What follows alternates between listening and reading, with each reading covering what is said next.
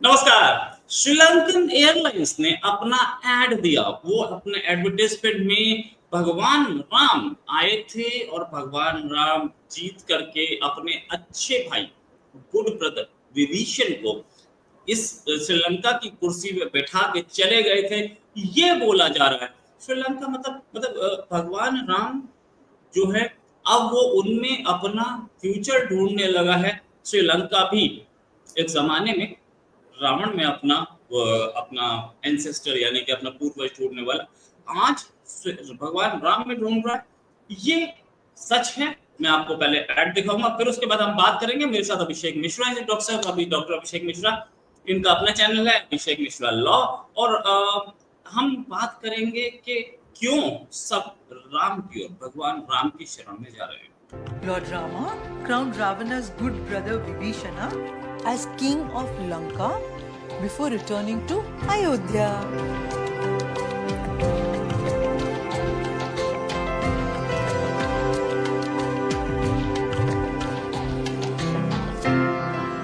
Daddy, I love this Ramayana story. Can we go to Sri Lanka and see these places? Of course, beta.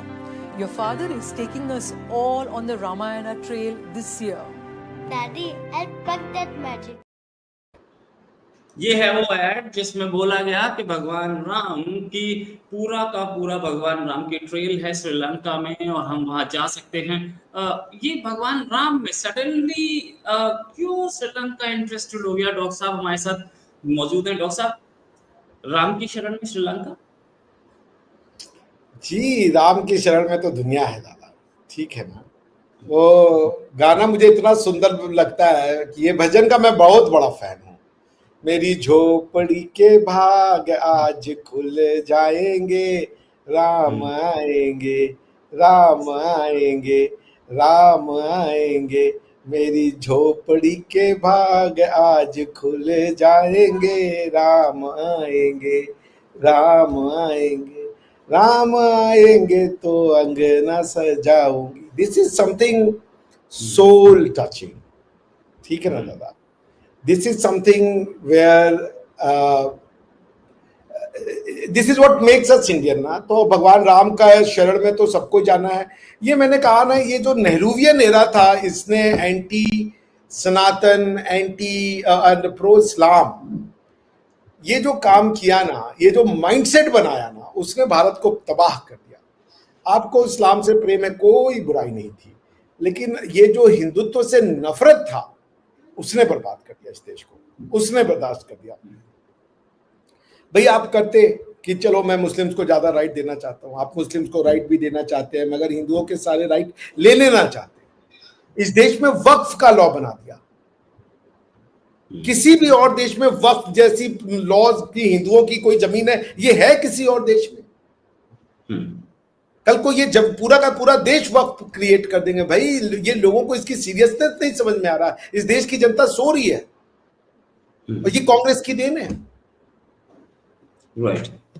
देखिए, राम के शरण में ultimately सबको जाना होगा। सोशलिज्म, देखिए नेहरूवियन पॉलिसी की दो चीजें थी, सोशलिज्म और दूसरा था pro Islamic freedoms. Socialism fail हो गया 1991 में, तो इकोनॉमिक पॉलिसी फेल हो गई थी। इंडिया को अल्टीमेटली कैपिटलिज्म के रास्ते पे जाना पड़ा, फ्री मार्केट, फ्री इकोनॉमी पे जाना पड़ा। अब दूसरी ये जो पॉलिसी है प्रो इस्लाम की, आप देख लीजिए उसने क्या किया। वक्फ एक्ट दे दिया आपने।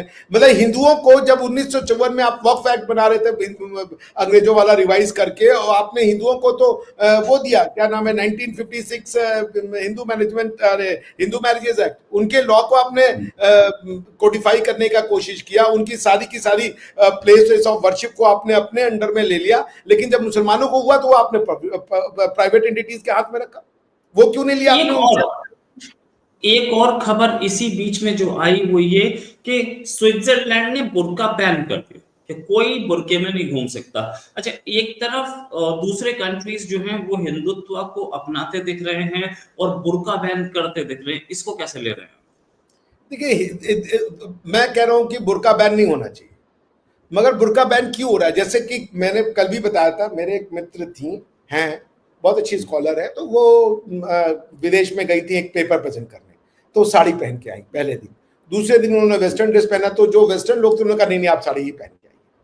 तो क्यों ऐसा हुआ कि वो साड़ी को कह रहे हैं कि तुम पहन के आओ दोबारा, लेकिन जब वो अबाया को देख रहे हैं या जब वो इसको देख रहे हैं बुर्के को, तो वो गुस्सा हो रहे हैं। उसका कारण ये है कि ये जो लोग हैं ये शरिया के पीछे पागल हो गए हैं। इनको लगता है सिर्फ अबाया ही सबसे अच्छा कपड़ा है, बाकी सारे कपड़े खराब है। ये मानसिकता डेंजरस है। अरे भाई बुर्के में क्यों लोगों को, अब ये बड़ी बात है, जो बैन किया वो पब्लिक प्लेस में बैन किया है। इंडिया ने जो बैन किया था वो स्कूल्स में बैन किया था, पब्लिक प्लेस में बैन नहीं किया था। पब्लिक प्लेस में तो आप जो चाहे वो करें, लेकिन स्विट्जरलैंड ने पब्लिक प्लेसेस में बुर्का बैन कर दिया। क्यों? क्योंकि आपने बुर्का को सिंबल बना दिया है कॉलोनाइजेशन का, ना सिर्फ फीमेल कॉलोनाइजेशन बल्कि दूसरे कंट्रीज के कल्चर का कॉलोनाइजेशन। एम्स्टर्डम को आप जला देते हो, नफरतें कितनी पालोगे भाई। और अंत में देखिए, जब बहुत नफरत फैल जाती है, बहुत ज्यादा बड़ी युद्ध होने लगती है, तो फिर अंत में जो भी विश्व विजय का ख्वाब देखता है वो जमीन मुंह के बल गिरता है। हिटलर ने विश्व विजय का ख्वाब देखा, मुंह के बल गिरा। अलेक्जेंडर ने विश्व विजय का ख्वाब देखा, मुंह के बल गिरा। संभव नहीं है किसी भी तरीके का फोर्स के थ्रू विश्व विजय। इससे ज्यादा मैं बार बार कह रहा हूं कि बुर्का पे बैन नहीं है, बैन है सप्रेशन पे, बैन है ह्यूमन वैल्यूज और फ्रीडम के अगेंस्ट में, कि आप फ्रीडम को लीजिए, आप सप्रेशन को नहीं हम अपने टेरिटरीज में वो करने देंगे कि कोई लड़की को देख लेगा तो। अच्छा, लॉजिक क्या है? लॉजिक जी वो ये दे रहे हैं कि भाई लड़की को देख लेगा तो वो उसके मन में पाप आ जाएगा। आपके मन में होता है क्या? आप रोड चलते लड़कियों का शक्ल देख लेते हो तो आपके मन में ठड़क जाग जाती है दादा? Is it what happens? No 20 minute तक नहीं देखते ना हम। एडवर्टीजमेंट दिखा रहे हैं आप। हाँ, मैं कह रहा हूँ कि 20 मिनट तक नहीं देखते ना। एडवर्टाइजमेंट नहीं, मैं वो दिखा रहा था कि श्रीलंका कैसे इंडिया के फेवर में एड्स बना रहा है। मैं ये कह रहा हूँ नहीं, आपने बात नहीं, उन्होंने कभी ये नहीं कहा 20 मिनट तक। वो तो उन्होंने कहा जो खातून टीवी पे आती है, जो खातून टीवी पे नहीं आ रही उसकी बात हो रही है। जो खातून रोड पे चल रही है उसको तो आप 20 मिनट नहीं देख सकते। उनका लॉजिक ये है कि तुम इसलिए बुर्का पहनो क्योंकि रोड में तुमको कोई देखेगा, तुम झुक गई तो तुम्हारे कुछ अगर ब्रेस्ट के क्लीवेज दिख गए तो उससे किसी को आग लग जाएगी। ऐसा क्या है तुम्हारे अंदर? मुझे तो कोई आग नहीं दिखती, मुझे तो कोई आग नहीं लगती। मैं देखता हूँ चुपचाप आग बंद करके दूसरी तरफ चला जाता हूँ। अगर आग जिसके अंदर लग रही है उसको अपने ऊपर काबू करना चाहिए, या जो जिसने कपड़े पहना उसको अपने ऊपर काबू करना चाहिए? सबको पता है कि क्या कितना पहनना है कितना नहीं पहनना है। आखिर खोल तो दिया उस लड़की ने, जो ईरान की लड़की थी। आप तो उसको बुर्का पहना रहे थे, वो तो अंडरगारमेंट्स में आ गई। अंडरगारमेंट में आ गई। अच्छा, एक चीज, क्या ये जो श्रीलंका इंडिया के फेवर में जा रहा है, क्या इंडियन इकोनॉमी से पैसा लेना चाह रहा है बस? उसका कोई रुझान नहीं है हिंदुत्व की? देखिए, पहले ये बनाया गया हिंदुत्व को एक रिग्रेसिव थॉट प्रोसेस के रूप में प्रमोट किया गया। श्रीलंका पहले भी ये एडवर्टीजमेंट बनाता, मगर अगर उस समय की जो सरकारें होती वो रोक देती, वो रोक देती कि नहीं करो ऐसा। तो ये हुआ है इस देश में। तिब्बत आपके साथ जुड़ना चाहता था, तिब्बत को मना कर दिया गया। नेपाल आपके साथ जुड़ना चाहता था, नेपाल को मना कर दिया गया। कोई भी चीज जो हिंदूवादी होती थी, भाई यहाँ पे इस देश में फ्रेंच और ये लोगों ने आके कहा कि अब हमें अपनी मंदिर को हम रिक्लेम कर सकते हैं, अब हमारा गवर्नमेंट आ गया। उस समय की नेहरूवियन गवर्नमेंट ने कहा नहीं, कोई जरूरत नहीं है, जो जैसा है वो वैसे ही रहेगा। प्लेसेस ऑफ वर्शिप एक्ट लाते हो आप दादा, you have brought places of worship act. आप ये कह रहे हो कि आप जुडिशरी में भी जाकर के जो आपके ऊपर अत्याचार हुआ है आप उसके लिए रेमेडी नहीं मांग सकते। अगर आपका रेप हुआ है तो प्लेसेस ऑफ वर्शिप एक्ट ये कहता है कि you can not go to the court because कि वो आपके ऊपर रेप हुआ है। एक समय तक का सारा रेप आज तक जस्टिफाइड है। ये इस देश में हो रहा है। हिंदुओं को कोर्ट तक जाने से वो रोक देते हैं। तो आप ये ऐसा नहीं था कि पहले श्रीलंका नहीं करता, पहले भी श्रीलंका करता, लेकिन श्रीलंका को ऐसा कहने से रोका गया। ये वो देश है जहां पे रामायण को दिखाने के लिए लोगों को लड़ना पड़ा। उसके बाद रामानंद सागर को अली बाबा 40 चोर बनाना पड़ा। रामायण के ठीक बाद जो अगला उन्होंने एपिसोड बनाया था वो था अली बाबा 40 चोर। क्यों बनवाया गया उनसे? क्योंकि इस देश का जो कम्युनिस्ट है, जो नेहरूवियन और नेहरू गांधी फिलॉसफी के लोग हैं, वो बेसिकली इस्लामिक है। उनके नाम पे मत जाइए, वो उन मुसलमानों से भी ज्यादा इस्लामिक है जो नाम से मुसलमान है। मेरे जो ये नेहरू गांधी फैमिली वाले लोग हैं या इस थॉट प्रोसेस के लोग हैं, वो मुझे हैप्पी दिवाली भी नहीं बोलते। राइट। तो पॉइंट ये है दादा कि ये जो है ये प्रो मुस्लिम है, प्रो इस्लाम है। एंड एंटी हिंदू है। ये प्रो इस्लाम होते मुझे कोई ऑब्जेक्शन नहीं है, आप हो सकते हैं, आपकी मर्जी, मगर ये जो एंटी हिंदू है साइमल्टेनियसली, दैट्स ट्रबलसम। ये ऐड है श्रीलंकन एयरलाइंस का, ऊपर श्रीलंकन एयरलाइंस लिखी दिख रही है। मैंने इसका ऐड, क्योंकि हम आपस में बात कर रहे हैं इसलिए मैंने इसके ऑडियो कम कर रखी है। ये देखिए, ये दिखा रहा है भगवान राम और सीता मैया दोनों के दोनों अशोक वाटिका में। ये लोग प्रोजेक्ट कर रहे हैं कि अशोक वाटिका में भगवान राम आए थे। नीचे मंदिर का नाम भी दिखाई दे रहा है। सारा इन्होंने बिल्कुल मैनेज करके दिखाया।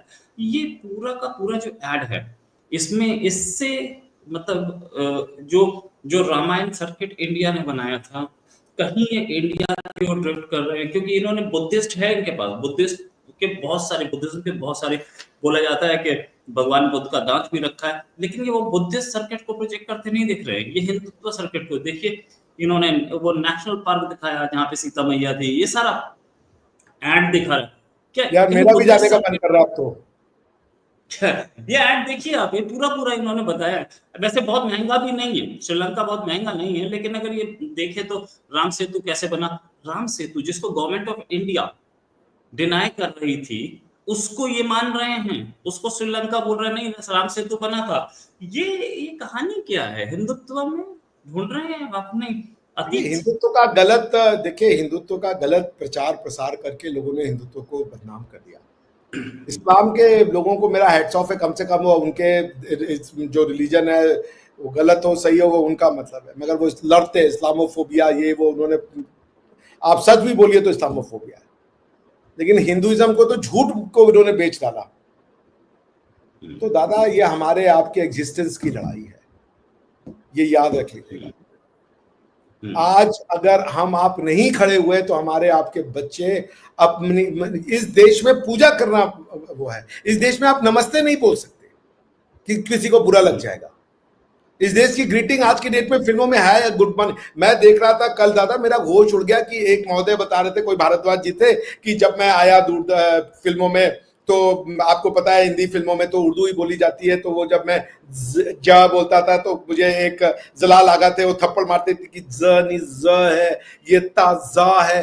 तो ये आप देखें, ताजीराते हिंद बोल दिया उन्होंने, भारतीय दंड विधानसभा नहीं बोली उन्होंने, भारतीय दंड व्यवस्था नहीं बोली, इन्होंने खत्म कर दिया हमारी भाषा को फिल्मों के थ्रू। आज आपके ये जो खासकर बॉलीवुड में ये जो हिंदी फिल्मों के वो किसी भी तरीके से इंडियन कल्चर से रिलेटेड है, उनकी बेटियों के नाम वो दुआ रखते हैं, अपनी बेटियों के नाम तैमूर रखते हैं, अपने बच्चों के नाम वो, एक भी आदमी इंडियन नाम पे नहीं रख रहा, सब अरबी पे जाके रख रहे हैं। ये अरबी और तुर्की हो चुकी है। अभी वो दीपिका पादुकोण के बेटे हुआ है, उसका नाम दुआ रखा है उसने। ये तैमूर है इसके बेटे का नाम, करीना कपूर के। और ये हिंदी फिल्मों में काम कर रहे हैं, ये हिंदी कल्चर को प्रमोट करेंगे।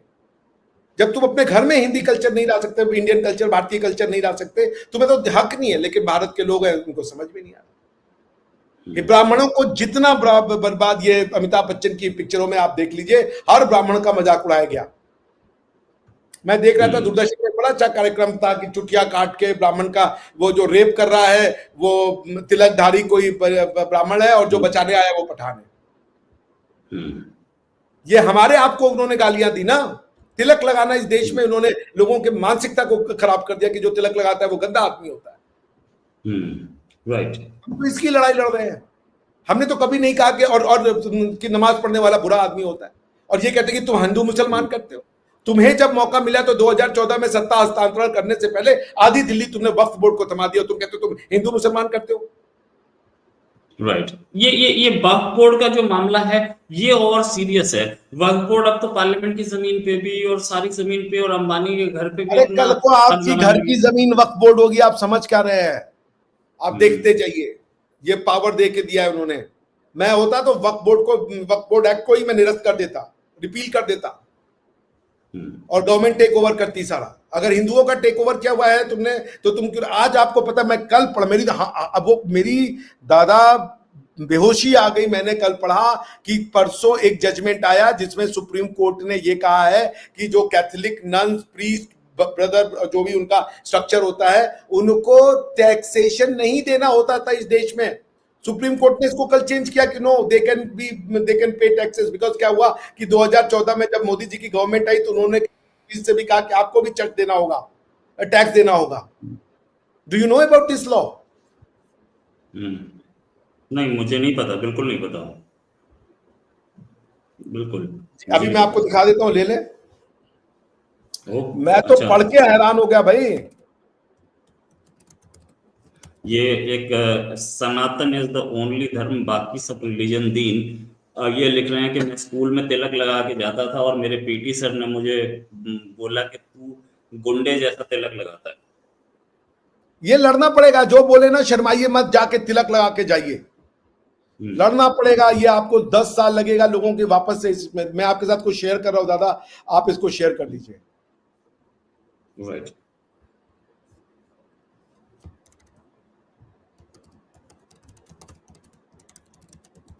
इंडियन एक्सप्रेस, पढ़ दूं? इसको ऊपर से कैंसिल कर दीजिए ना, ताकि दिख तो जाए, व्यूअर्स को देखिए हमारे। इसे भी कैंसिल करना पड़ेगा। सुप्रीम कोर्ट से salaries of nuns and priest working in aided school. देखिए ये बदमाशी की इन्होंने, ये जो इंडियन एक्सप्रेस वाले हैं ना, अब अंदर इसका कुछ और है। In aided school subject to income tax कुछ और था।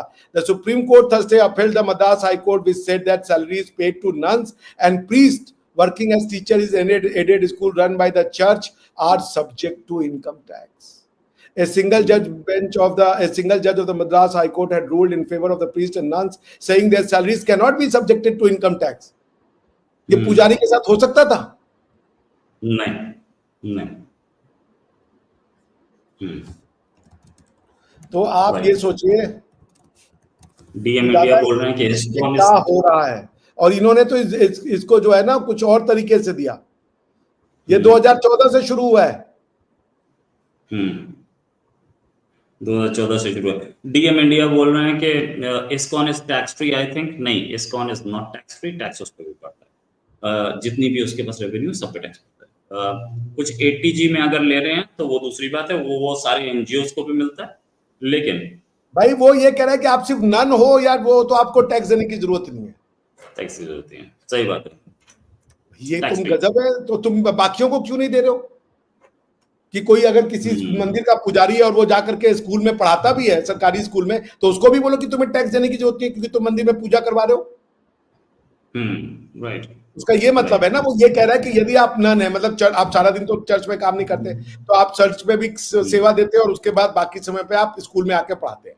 तो चूंकि आप ये क्लेम कर सकते हो कि भाई मैं फलाना चर्च में नन हूं, इसलिए मुझे टैक्स एग्जेम्पशन दिया जाए, आपको टैक्स एग्जेम्पशन मिल जाता था।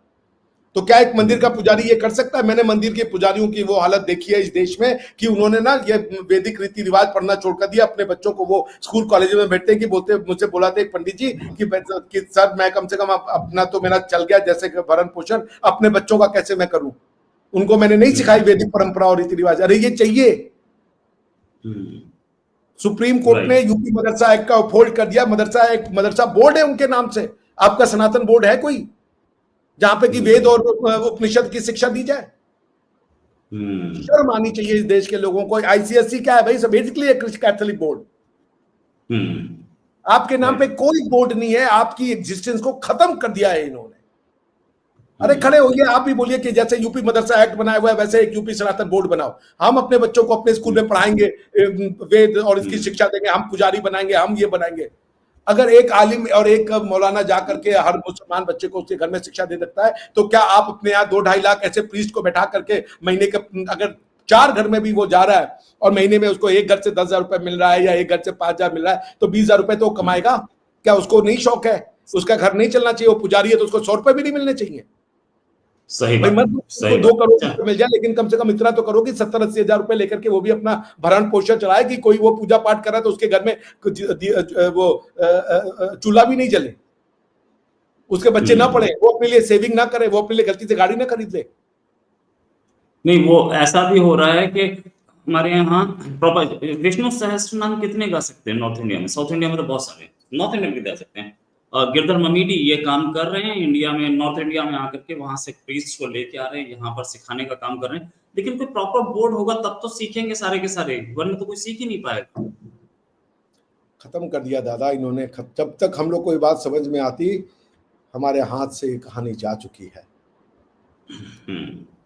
सही बात है। लेकिन एक चीज कि अगर अगर श्रीलंका भगवान राम में अपने एंसेस्टर्स देख रहा है, भगवान राम में अपनी ग्लोरी ढूंढ रहा है, तो इंडिया को क्या प्रॉब्लम आती है? क्योंकि वो हेट करते हैं राम से भाई। अरे रामायण को दिखाने से मना कर दिया था भाई, यहाँ के ये जो वो जो प्रसार भारती के लोग थे, उन्होंने कहा नहीं, वो सत्यम शिवम सुंदरम को निकाल के फेंक दिया था। वो भारत की कल्चर को मिटाना चाहते हैं। ये लड़ाई हमारे आपके एग्जिस्टेंस की है। अरे इस्लाम को तो फिर भी सऊदी अरेबिया में कोई डर नहीं है, पाकिस्तान में कोई डर नहीं है, बांग्लादेश में, साउथ यानी कि इंडियन सब कॉन्टिनेंट का इस्लाम भी सुरक्षित है भाई, इंडियन सब कॉन्टिनेंट का हिंदू सुरक्षित नहीं है। और आप ये कहेंगे तो ये मजाक करते हैं कि कहां खतरे में हो, कहां खतरे में हो तुम। ये आपको ये भी नहीं मानने देंगे कि आप खतरे में हैं। अभी हाल में जो चीफ जस्टिस थे, उनके घर अगर गणपति पूजा पे पहुंच गए थे प्राइम मिनिस्टर, तो दोनों को ट्रोल किया गया कि गणपति पूजा कैसे कर सकते हैं। जितना ये ट्रोल करें उतना करना चाहिए। ट्रोल तुम हो गए, अब हम नहीं। इन्होंने बागेश्वर धाम के जो धीरेन्द्र शास्त्री जी थे, उनके ऊपर अटैक किया था। उनको बोला कि ये बाबा है, ये क्या दिव्य चमत्कारी वो बताते, पूरा अटैक किया उनको, वो बता दिया। दूसरों पे तुम करते हो कभी ऐसा अटैक? किसी और रिलीजन पे कभी ऐसा अटैक किया है तुमने? कभी नहीं किया है। सारा का सारा पाखंड बस हिंदुइज्म में है, बाकी किसी रिलीजन के इन्होंने पाखंडी कहा है? एक मुझे इनमें से ये बता दिए, ये जो सेक्युलर के सूरमा है जो किसी और रिलीजन के प्रैक्टिसेस को पाखंड कहते हो। हिम्मत नहीं है इनकी। We have to call spade a spade. ऐसे नहीं चल पाएगा। मैं देख रहा था वो जो सपा के वो है, क्या नाम है, कोई प्रोफेसर यादव शिवपाल, पता नहीं उनका नाम है, उनसे पूछा गया राम मंदिर करें, बेकार सी जगह है, वो तो सब पाखंड है। अरे तो मोहन यादव जी जो बेचारे तिलक लगाते हैं और चीफ मिनिस्टर हैं वहां के मध्य प्रदेश को, बेचारे पाखंडी हैं। जरा फिर इस्लाम के लिए भी पाखंड बोल देते, जरा क्रिश्चियनिटी के लिए भी पाखंड बोल देते कि सारा पाखंड यही है। जो कभी आपने सुना ये जो कन्वर्जन का बिजनेस चलाते हैं, इनके प्रैक्टिसेस के अगेंस्ट में इन्होंने कहा कि ये पाखंड है? कभी नहीं बोलते ये दादा, कभी नहीं बोलते। इन्होंने देश को रिलीजन के नाम पे, रिलीजन के नाम पे, कास्ट के नाम पे लड़ा दिया। सपा में गए थे ये अखिलेश यादव, मुंबई की सपा पार्टी में खड़े थे। अबू आदमी उनके मुंह पे बोल रहा है 6 से 7 हमको एमएलए दिखा दो, मुसलमान की ताकत हम दिखा देंगे, मुसलमान को कोई छू भी नहीं सकता है। क्या ये समाजवादी पार्टी के अखिलेश यादव खड़े होकर कह सकते हैं कि तो हमें हिंदुओं को, तुम हमें हिंदू वोट दो, हम तुम्हें दिखाते और हिंदुओं को कोई परेशान नहीं कर पाएगा?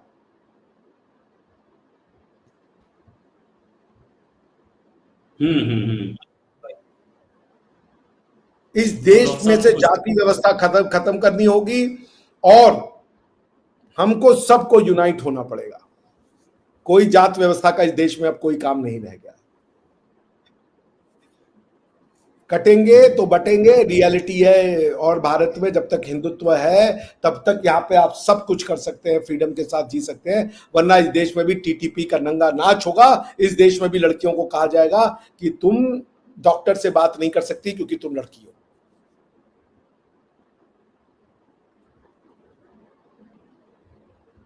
इस देश से हमें किसी भी कीमत पे, भाइयों बहनों, आप किसी भी जात के हो, जाति से ऊपर उठिए, जाति से ऊपर उठिए। आप अपना कल्चर से, आप कोई भी हो, आपका सरनेम मिश्रा हो, तिवारी हो, सिंह हो, यादव हो, राम हो, भगत हो, जो भी सरनेम देश में पॉसिबल है, उनसे आप अपनी पर्सनल आइडेंटिटी रखिए, मगर देश के बारे में सोचिए।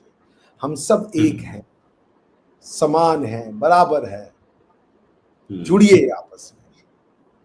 अच्छा डॉक्टर साहब, एक चीज और, जिस राम सेतु को इस वीडियो में अगर मैं फिर से दिखाऊं, वापस जाऊंगा इसमें, मैं इस वीडियो में वापस जाऊंगा। राम सेतु जिसको हमारी गवर्नमेंट डिनाई कर रही थी पिछली वाली, उस राम सेतु को इन्होंने प्रोजेक्ट किया। जरा इस पे देखिए, बहुत अच्छा वीडियो बनाया, मुझे बड़ा पसंद आया। ये राम सेतु को ये लोग एक्सेप्ट कर रहे हैं कि राम सेतु था, हमारी गवर्नमेंट डिनाई कर रही थी पिछली वाली।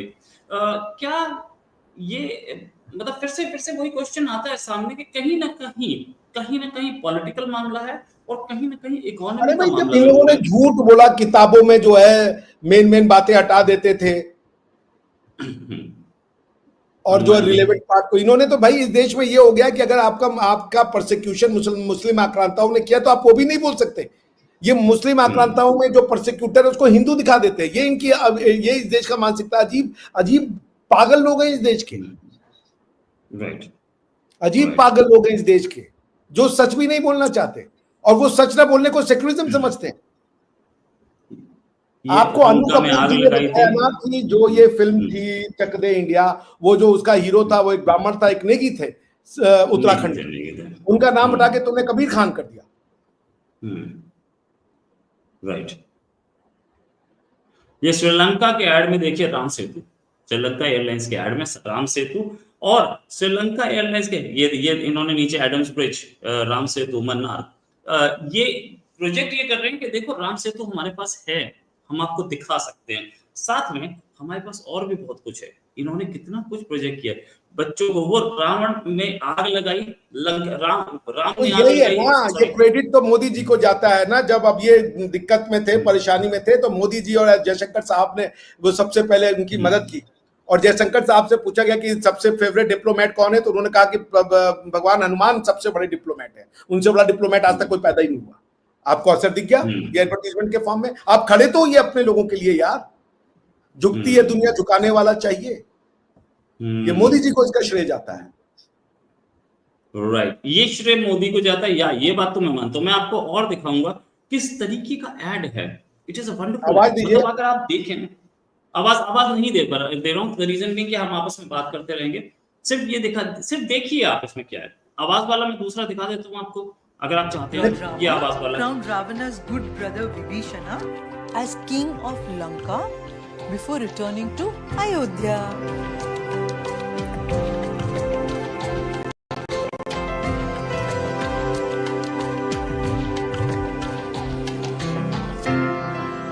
Daddy, I love this Ramayana story.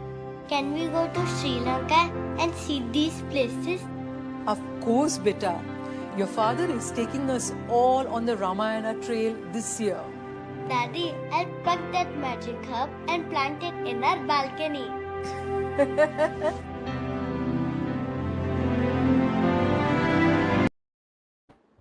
मैंने उसको हटाया ऐड को, द रीजन बीइंग कि 5 मिनट का ऐड है, बड़ा लंबा ऐड है, मैं उसको अभी यहाँ पे दिखाना पॉसिबल नहीं है। हाँ, ये जरूर है कि जिस अतीत पे 3 चीजें हैं। हम यदि सनातनी हैं, हम किसी का विरोधी नहीं है।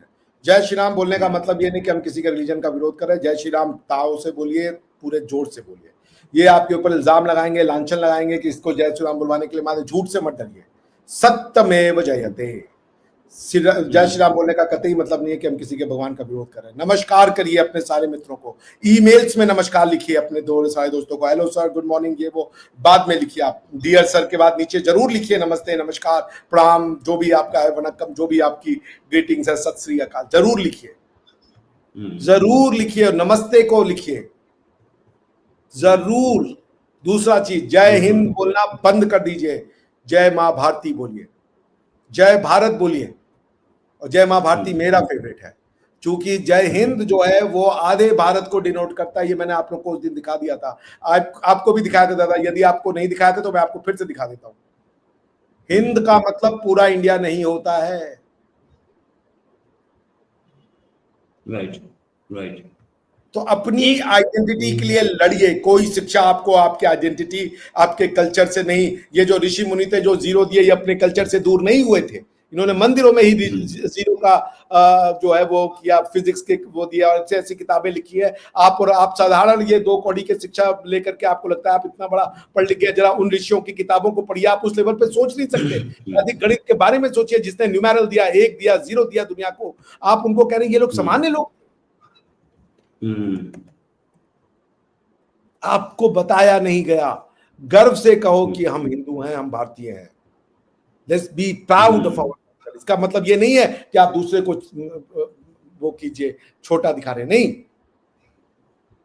हमारी हिस्ट्री ये 1000 साल जो टुमल्टुअस रहा, जिसमें 600, 400, 500 साल मुसलमानों के रहे, 150 साल अंग्रेजों के रहे, लेकिन जीता कौन?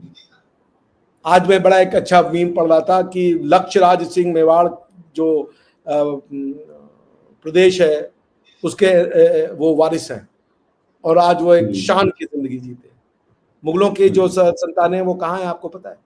वो कहीं रिक्शा चला रही हैं, कहीं टॉयलेट साफ कर रही हैं, कहीं पे छोटे मोटे मिनियल जॉब्स कर रहे हैं। कर्म से बड़ा कुछ नहीं होता। वही मैं आपको एक चीज और दिखाना चाहूंगा डॉक्टर साहब, हमारे यहाँ राम सेतु का एग्जिस्टेंस मना कर दिया गया।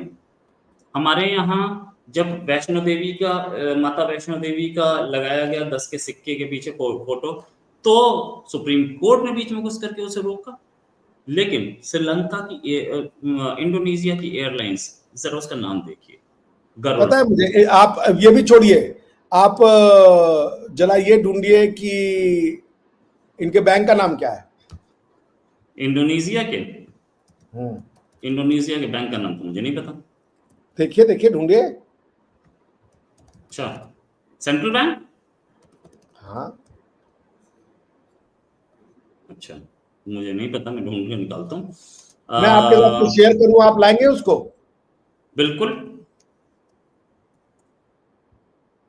Bank of Indonesia, bank of Indonesia. Would you like to have? Apa ya kalau superhero?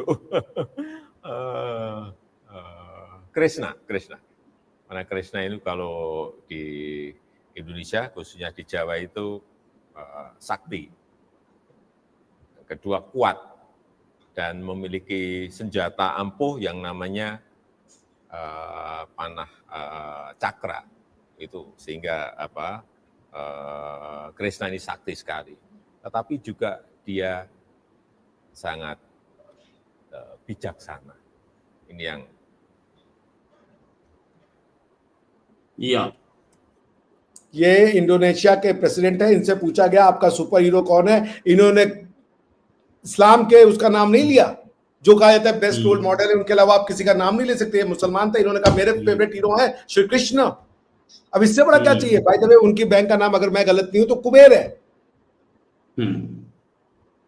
Kuber, right. अगर नहीं है तो मैं दिखा देता ये देखिए, मुझे एग्जैक्टली उनके बैंक का नाम नहीं पता था, तो लेकिन हाँ, मैं एक चीज और दिखा रहा हूँ कि उनकी करेंसी के ऊपर गणेश जी बने हुए हैं, और ये उनकी करेंसी मेरे सामने आ गई है। ये सारी चीजें, ये रही उनकी करेंसी। देखिए, बैंक ऑफ इंडोनेशिया 20,000 जहाँ लिखा है बैंक ऑफ इंडोनेशिया, उसके ऊपर गणेश जी की फोटो बनी हुई है, साफ दिख रहा है। ये है रियलिटी, और इस रियलिटी को हम अवॉइड नहीं कर सकते। लेकिन हाँ, सबसे बड़ी चीज कि जहां से सनातन धर्म की उत्पत्ति है, वहां पे राम मंदिर बनता है तो 10 लोग कोर्ट में चले जाते हैं। वहां पे राम मंदिर के इनॉग्रेशन में प्राइम मिनिस्टर मोदी चले जाएं तो को सवाल उठते हैं।